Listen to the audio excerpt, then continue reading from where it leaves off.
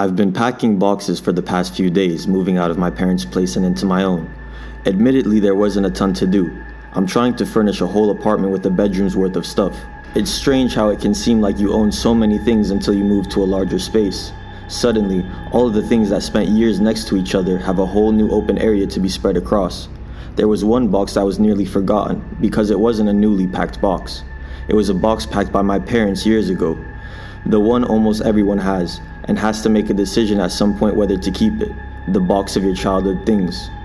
If my dad hadn't remembered, it would have sat up in the attic for another few years. I wonder what we would have thought as kids, peering into the future, knowing that all of our favorite things end up collecting dust, and only ever thought about when you move houses. It's a curious thought.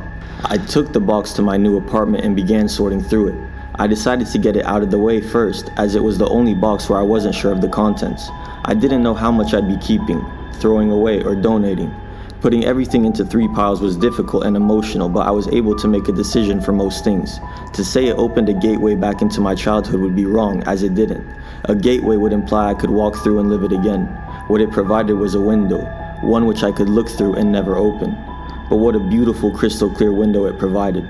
Sorting through that box was one of the happiest moments of the past few years, until I got to the end. Perhaps the reason I'm focusing so much on happiness is that I'm afraid to continue this story. The final item in the box was a diary, my diary. It was pink and shiny, cliché, but all the TV shows had this sort of thing in, so it's what I wanted as a kid. I never stuck to many things in my childhood, and this was no different.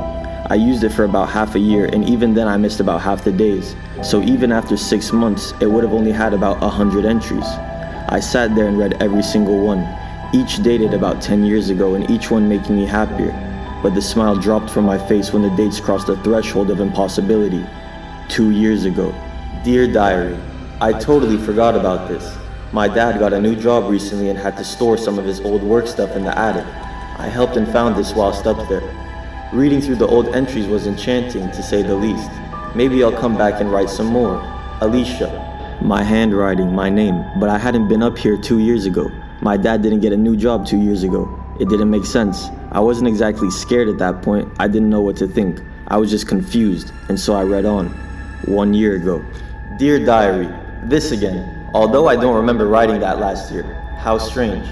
Was still cool to read through all this though. I just moved out and found this box of old stuff. Good job my dad reminded me about it. I'm hoping that living alone isn't as scary as it seems. I suppose only time will tell.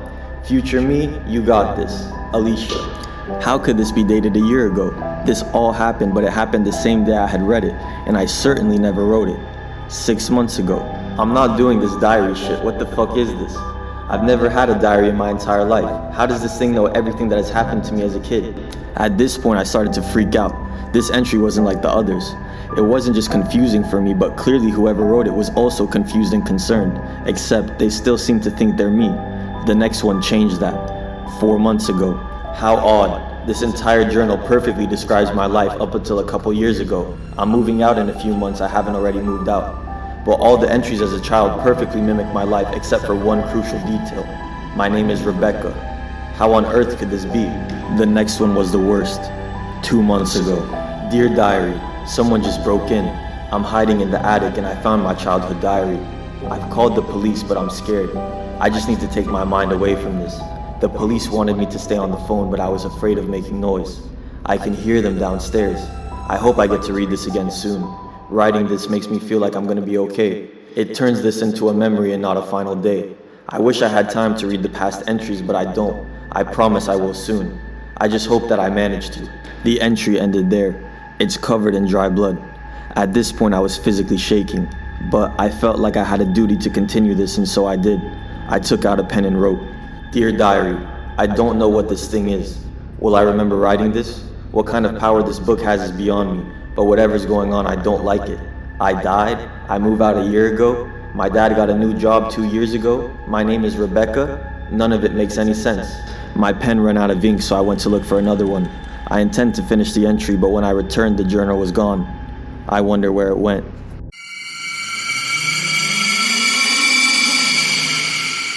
A chair appeared in my kitchen. The chair has 2 legs, I'm sure of it, it has to. I count them several times a day. 1, 2, and it ends there. There are 2 legs on this chair, 2, I'm sure. Yet how can there be 2 legs? How would a chair stand on 2 legs? How does it work? 1 leg on each of the back corners, yet it still stands. How are there 2 legs? How? But there is. I count them again. 1, 2. I'm not sure when it first appeared, but it's been in the kitchen for weeks now. I don't dare sit in it. I'm not sure how it would hold me. I don't want to end up like the cat. I found the cat one day, dead, its body twisted and broken under the chair. It looked like it had been crushed, its fur matted with blood. I wanted to move the chair to see if there was anything I could do, but I do not want to touch this thing.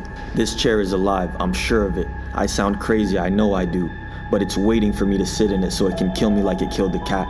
But I'm not going to give it the satisfaction. I'll never sit in that chair. 2 days ago, 2 agents knocked on my door. They were investigating something but wouldn't tell me what. They wouldn't even show me their badges. How was I meant to know who they were? I turned them away, but they came in anyway. As soon as they saw the chair, one of them called someone and the other spoke to me. He told me that they were going to sort everything out and that I shouldn't panic. I could hear the man on the phone briefly.